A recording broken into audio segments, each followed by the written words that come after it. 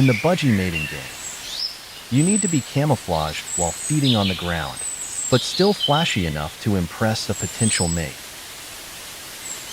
And the way budgies see each other's feathers is different than the way we see them.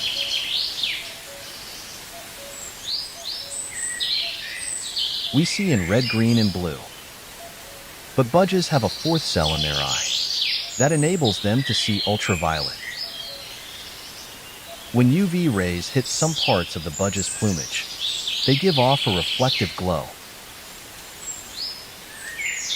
It's a fair bet the female will choose the brightest male.